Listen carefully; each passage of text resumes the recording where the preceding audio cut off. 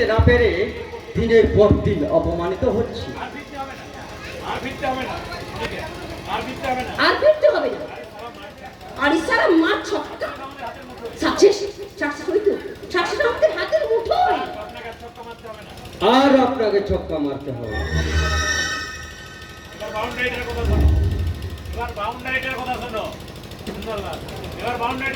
এবার বাউন্ডারিটার কথা শোনো। ওকে বস, কাল বিকেলে তুমি তোমার কয়েকজন সঙ্গী নিয়ে ওই নদীর তীরে যাবে। সেখানে বসে থাকা ওই প্রেমিক প্রেমিকাদের উপর তুমি অত্যাচার করবে। প্রয়োজনে মেয়েদের তুলে নিয়ে গিয়ে তাদের ধর্ষণ করবে। তাতে কি ফায়দা হবে বস? হবে, নিশ্চয়ই হবে। যেখানেই থাকুক সেখানেই ছুটে আসবে ওই রুদ্র। তারপর তার ওই প্রাণ পুতলিকা বলির কথা ভেবে সে ছুটে যাবে ওই অবিনাশ দাসের বাড়ি। ঠিক তখনই ওই অবিনাশ দাসের বাড়ির কাছাকাছি নাচ গানের আসর জমাবে মনিকা। আর সেখানে যেন আরো পাড়ার কিছু লোক জড়ো হয়। ও মাই গড, ওই নাটকে রুদ্রবাবু বেসামাল হবে তো? হবে। শুধু বেসামাল নয়, ওই বিক্রমপুরের মাটিতে কালেই হবে আমার বোর্ডের চালে পুলিশের রুলের গুতোকে হাত করা পরে ওকে উঠতে হবে পুলিশের জিপে। তারপর হবে ওর 6 বছরের জেল। না তোমরা এই কাজ করতে পারো না। এই হারাম, তুই না বলার কে? আবার তুমি মনে ছেড়ে দাও। আমি মিথ্যে কথা বলিনি। কেন তার বিপদের কথা শুনে চিৎকার করে তোমার চুলের মুঠি ছেড়ে দাও। আর একবার মিথ্যে কথা বললে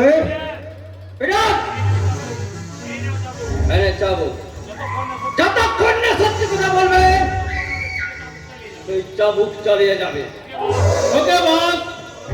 বলো ম্যাডাম, আমাদের কিসা সমাচার আপ রুদ্রবাবু না আমি সাংবাদিকের কাছে বাজার করিনি। जोर बात मैडम, झूठ बोलने तो आपके मैं जबान खींच लूंगा।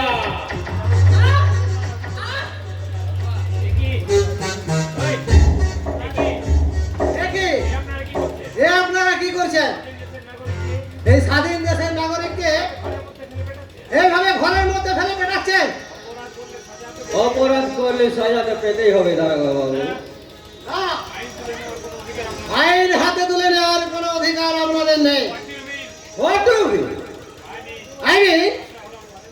আমরা হলাম স্বাধীন দেশের পুলিশ, আমাদের একটু সম্মান দিই। এদেশের পুলিশ তার আবার শোরমায়। হাসি বন্ধ করো, পুলিশকে পুলিশের কাজ করতে দে। দেখি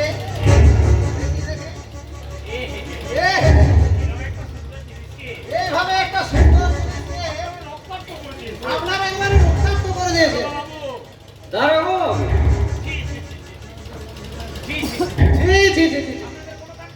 আপনাদের কি কোনো কাণ্ড জ্ঞান নেই? আরে মশাই, ওকে যদি আপনাদের এত ভার বোঝা লাগছিল তাহলে আমাকে বললেন না কেন? আমি ওকে যত্ন করে আমার বেডরুমে রেখে দিতাম। ওই কাজটা আপনার করতে হবে না। এই সত্যপ্রকাশ চৌধুরী একই সব মুশকিল আসান করতে পারবে। হ্যাঁ, এমন একটা জিনিস আপনি একা খেলে। বাবু, আমার চিরন্তন নীতি, আমার পছন্দের জিনিসের দিকে যদি কেউ নজর দেয় আর আমি চোখ উপরে সে কি, তাহলে আপনি নিন স্যার। তবে পুজোর পর একটু প্রসাদ পাওয়াটা নির্ভর করছে আমার উপর। সুন্দরলাল, বলো জামাইবাবু। জিনিসটাকে ঝেড়ে মুখে সাফ করে আমার স্পেশাল বেডরুমে পাঠিয়ে দে। আরো কিছুদিন অপেক্ষা করতে হবে জামাইবাবু, কারণ ওকে দিয়ে আমার কিছু কাজ বাকি আছে। আমার নজরে পড়ার আগে তা তুমি করিয়ে নাও নি কেন? ক্ষমা করবেন জামাইবাবু, এ ভুল আর কোনোদিন হবে না। তাহলে আজকে রাতের মেনু सब रेडी है साहब। ये आपकी मनोरंजन के लिए ये पिक्चर का भी हमें गलती ना आजे। তাহলে স্যার আমি কি একটু অপেক্ষা করব? না, কারণ আগে কাজ পরে এনজয়। এটা ধরুন, काल जो दफ्तर है हाजिर হবে। কাল যত স্থানে হাজির হবে। मुनी के আর মনিকা, হ্যাঁ বলো। তোমাকে আমি শেষবারের মতো বলছি, मारते हो दाई, मार करते हो दाई। তোমার উপর দেওয়া দায়িত্ব তুমি ঠিকঠাক পালন করবে কিনা। আমি সব দায়িত্ব পালন করছি, কিন্তু তোমরা যা ব্যবহার আমার সাথে করলে, তোমাদের সাথে আর আমি কোনো সম্পর্ক রাখবো না। আমি বললাম আমাদের সাথে সম্পর্ক না রাখলে তোমার ভাই সুস্থ হয়ে উঠবে কেমন করে? চৌধুরী বাবু, काज जाए काज, काज जाए কাজ চাই কাজ, আই ওয়ান্ট সাকসেস। বলুন देखते जाए। আমি দেখতে চাই বলুন কি করতে দেখতে চান আপনারা, বলুন। এই বিক্রমপুরের ত্রাস, ওই শয়তান রুদ্র তোমার পাতা জালে বন্দী হয়, আর অর্থাৎ শেষ হবে। বলুন বলুন কি করতে চান আপনারা?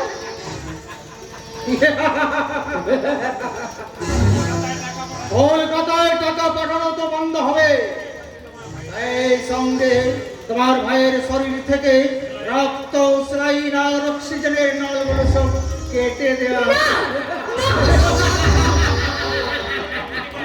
শাড়ি পরেছো রুদ্রকে ক্ষতি করতে তুমি। রুদ্রকে খুশি করতে তুমি যে শাড়ি পরেছো, তার একটা সুতো তোমার শরীরে থাকবে। না, তোমার ওই নধন হরিণীর মতো শরীরটাকে নিয়ে মানুষের কিনা বানাবো। না, না,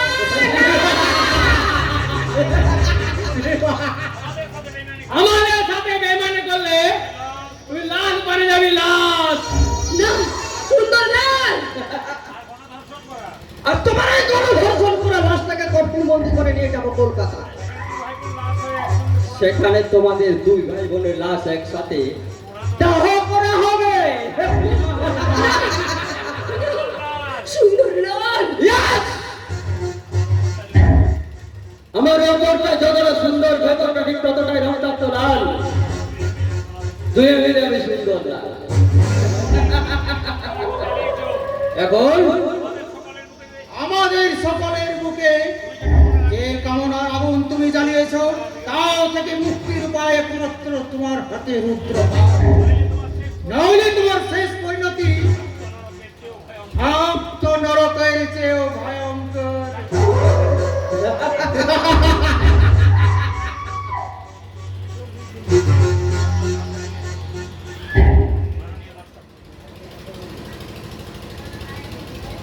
মাননীয় দর্শক মণ্ডলী, আপনারাই দেখুন, মানুষের দারিদ্র্য আর অসহায়তার সুযোগ নিয়ে এই স্বাধীন দেশের একদল জানোয়ার ঠিক এমনিভাবে এদের বাঁচার স্বাধীনতাকে এই নিলাম বাজারে বিক্রি করছে। আর আমি সাংবাদিক হয়েও এই চিত্র তুলে সংবাদপত্রে ছাপতে পারছি না। আর এই লেখার স্বাধীনতা আমাদের নেই। এই স্বাধীন দেশের পরাধীনতার নাট পাশে আমরা এক একটি চলমান যন্ত্র। ওই শুয়োরের বাচ্চা সাংবাদিক, তুই আমাদের ছবি তুললি কেন? আমরা হলাম স্বাধীন দেশের পুলে, একটু কি মজ করার ক্ষমতাও কি আমাদের নেই? নিশ্চয়ই আছে, নইলে পুলিশ আর এই শয়তান একাকার হবে কি করে? আজকের ফুলচুরি বন্ধ করে বলো, এই ছবি তুমি কি করবে? এই সংবাদপত্রে ছেপে আমি জনতার সামনে তুলে ধরবো। তবে পেলে তু তকবীর বন যাবি। তোমার তকবীরে মালা দিতে কই পাবলিক এগিয়ে আসবে না। আপনি আপনি এখান থেকে চলে যান সাংবাদিক বাবু। এই দৃশ্য শেষে হাজার হাজার মানুষ সেই দৃশ্য দেখে, প্রতিবাদ প্রতিরোধে এই দেশের হাজার হাজার মানুষ বোন নীরব হয়ে আছে, ক্রুশবিদ্ধ যিশু। তাই দয়া করে সংবাদ প্রকাশ করে আপনি নিজের বিপদ ডেকে আনবেন না। আপনি দয়া করে এখান থেকে চলে যান। ওরে মিষ্টি শোনা বোন আমার, মরতে এত ভয় কিসের? সাংবাদিক হয়ে সংবাদপত্রে ছাপতে যদি মরতেই হয়, আর তার সেক্ষেত্রে যদি ওরা আমাদের বাক স্বাধীনতা কেড়ে নেয়, তবু তো আমাদের এখনো নীরব করে দিতে পারেনি। যেটুকু এখনো বাকি আছে, আজ থেকে তা আমরা করে দেবো পুরোপুরি ক্লোজ। অসম্ভব। অসম্ভব মানে বেকার ক্যামেরাটা ছেড়িয়ে নেয়। না, আমার ক্যামেরা আমি কিছুতেই দেবো না। এই শয়তান, তেরা ক্যামেরা আমার হাত में दे दो। আমি আমার ক্যামেরা আমি দেবো না।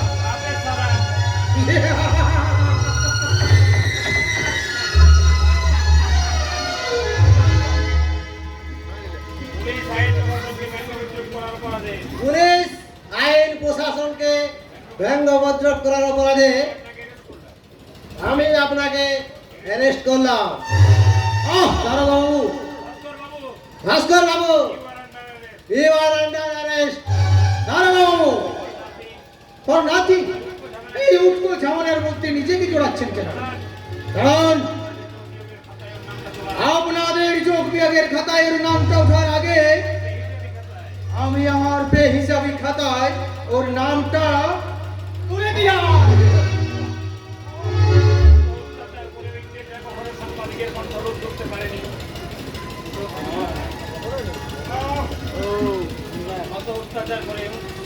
কত অত্যাচার করো, ওই সাগর পাড়ের সাদা বানর গুলো সাংবাদিকদের স্বাধীনতা রুদ্ধ করতে পারেনি, আর আপনারাও পারবেন না।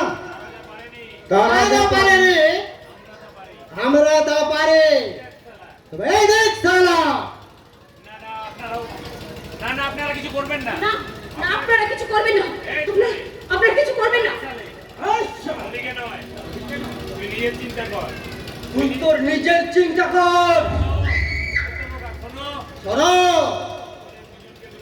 ওদের দুজনকে দুটো আলাদা ঘরে তালা বন্ধ করে রেখে দাও। মনিকা যদি আমাদের কথা মতো কাজ করে তাহলে ঠিকই আছে, নইলে আগামীকাল রুদ্রকে ঘরে পাঠিয়ে দিয়েছে, ওকে নিয়ে আমরা শুরু করব আমাদের মারণযোগ্য খেলা।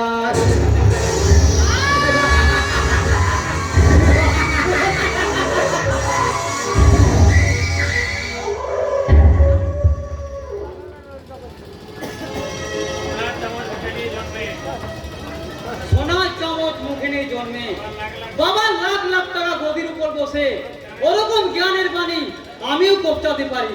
হলো কিন্তু ছেঁড়া পোশাক, এক বেলা ভাত আর এক বেলা উপোস, আর পয়সার অভাবে সমস্ত মনের বিয়ে দিতে না পারাটা ঠিক কি জ্বালা। আমিও বুঝি রে লোক, আমিও বুঝি। আমার বাবা ধনী হতে পারেন, কিন্তু এই গ্রামের মেহনতি মানুষের সঙ্গে আমার সম্পর্ক নিবি। তাই আমি জানি। কি জানো তুমি? কতটুকু জানো তুমি? একটা শিক্ষিত ছেলের বুকটাকে বেকারত্বের জ্বালায় কেমন করে কুড়ে কুড়ে খায় তা কতটা উপলব্ধি করতে পারো তুমি?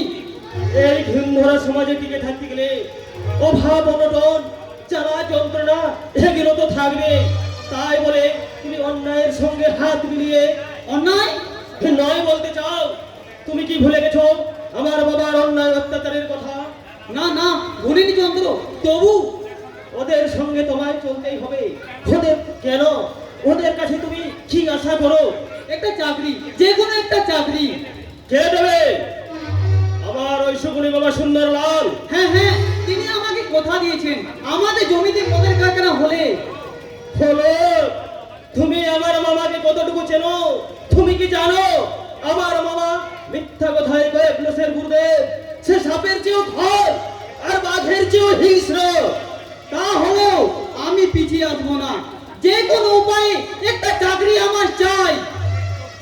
তুমি টপ চাকরি টপ দিয়ে কথা পড়বে লোক, ওই যেমন পড়েছে মনিকা। মনিকা? মনিকা কলকাতার মেয়ে হলে কি হবে? সে খুব ভালো মেয়ে। ও, তোমার মুখেও এ কথা? মানে তোলায় তোলায় জল অনেক দূর গড়িয়েছে। তুমি আজ বুঝলে চন্দ্র, কিন্তু আমি তো অনেক আগে বুঝেছি। কার্তিক দা, আমার এই অবস্থা দেখে যার চেতনা ফেরে না, তাকে তুমি আর কি বোঝাবে চন্দ্র? কার্তিক, তুই এখান থেকে বেরিয়ে যা। দাঁড়িয়ে দিচ্ছ? দেবেই তো। আজ যে আমি পুকুরেরও অধম, কিন্তু এমনি অবস্থা আমার চিরকাল ছিল না। হলো ওই শয়তানদের কথা বিশ্বাস করে মিথ্যে কথা, তুমি মদ খেয়ে নিজের দোষে সব কিছু হারিয়েছো। তুমি তো উচ্চাসার লোভ দেখিয়ে আমাকে মদ খাওয়া ধরিয়েছিলে। আর তো খুব সতী সাচ্ছ, কিন্তু মনে রেখো হলো